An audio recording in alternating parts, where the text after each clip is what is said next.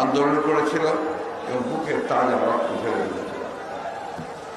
আমরা সবাই জানি যে তারপর থেকে শুধু নয়, এই মানব সভ্যতা এটাই গড়ে উঠেছে শ্রমজীবী মানুষের ঘাম এবং রক্তের মধ্যে দিয়ে, তাদের শ্রমের মৃত্যু করে এই সভ্যতা গড়ে উঠেছে।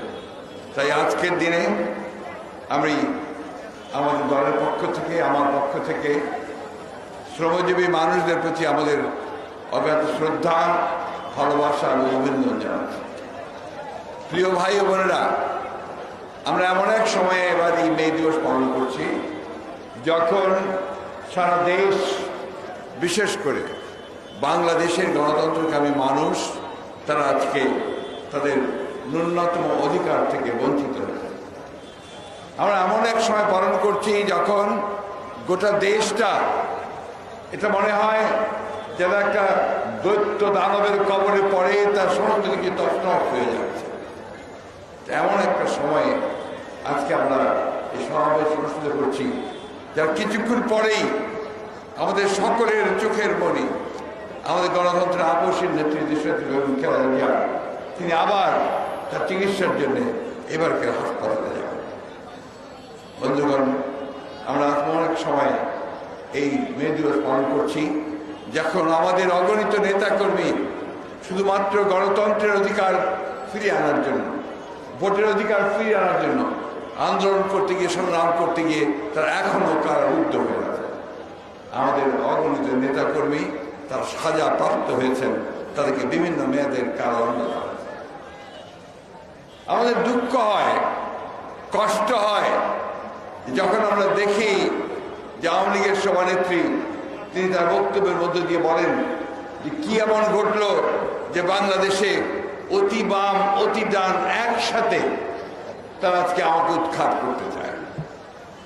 সমস্যাটা ওই জায়গাতেই যে আপনারা সেটা বুঝতে পারেন না যে কি ঘটেছে, অথবা বুঝেও না বোঝার ভান করেন। আজকে শুধু অতি বাম অতি ডান নয়, আজকে সমগ্র বাংলাদেশের, কিছুক্ষণ আগে সালাম বলছে, সমস্ত মধ্যপন্থী শুধু নয়, সব মানুষ যে কোনো পন্থারই হোক, তারা মনে করছে যে এই সরকারের আমলে তাদের ন্যূনতম যে অধিকার, সেই অধিকারটুকু কেড়ে নেওয়া হয়েছে। বন্ধুগণ, উনি আরেকটা কথা বলেছেন যে আমাদের অপরাধ কি? আমাদের অপরাধ, আপনারা গণতন্ত্রকে ধ্বংস করেছেন, সমস্ত প্রতিষ্ঠানগুলো, গণতান্ত্রিক প্রতিষ্ঠানগুলোকে আপনারা ধ্বংস করে দিয়েছেন। আপনার জনগণের যে ন্যূনতম অধিকার, যে 5 বছর পর পর সে তার প্রতিনিধি নির্বাচিত করবে, পার্লামেন্ট নির্বাচিত করবে, সেই অধিকারটুকু তারা আপনারা কেড়ে নিয়েছেন। এখন এটাকে এমন একটা প্রহসনে, তামাশায় পরিণত করেছেন যে আপনারাই বলেন এটা একটা ডামি ইলেকশন, ডামি ক্যান্ডিডেট, আপনারাই আপনাদের মতো তাদের তৈরি করেন, সেভাবে আপনারা এই দেশে এই দেশ পরিচালনা করছেন। আমি বক্তব্য দীর্ঘ করবো না, আপনারা একটু পরে দাঁড়িয়ে করবেন।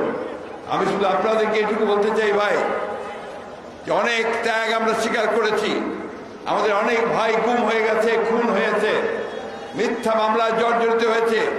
আমাদের নেত্রী দেশনেত্রী বেগম খালেদা জিয়া তিনি এখনো কারাগারে রয়েছেন, বন্দী অবস্থায় মিথ্যা মামলায় সাজাকে। আমাদের ভারপ্রাপ্ত চেয়ারম্যান জনাব তারেক রহমান, তাকে আজকে মিথ্যা মামলায় সাজা দিয়ে তাকে বিদেশে নির্বাসিত করে রাখা হয়েছে। বন্ধুগণ, এই একটা অবস্থায় যখন 60 লক্ষ মানুষের বিরুদ্ধে মামলা, হাজার হাজার মানুষকে কারাগারে পাঠানো হচ্ছে, সাজা দেওয়া হচ্ছে, যখন এই দেশের বিচার ব্যবস্থা, এই দেশের প্রশাসন, এই দেশের গণমাধ্যম সব কিছুকে কুক্ষিগত করে একটা একদলীয় শাসন ব্যবস্থা প্রতিষ্ঠা করবার জোর পায় তারা চলছে। বন্ধুগণ, এদের কৌশলটা একটু ভিন্ন।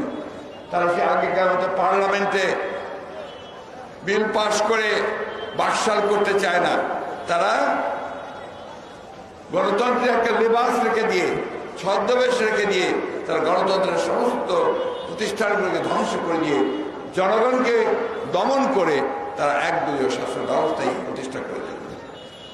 বন্ধুগণ, আমি জানি যে আপনারা অনেকেই ক্লান্ত, আজকে সারাদিন এই রৌদ্রের মধ্যে এখানে এসেছেন। এবং এটাই আবার প্রমাণ করে যে বিএনপি শুধু নয়, এই দেশের সকল গণতান্ত্রিকামী মানুষ, সকল স্বাধীনতাপূর্ণ মানুষ আজকে এখনো জেগে উঠছে, তারা আবারও জেগে উঠবে।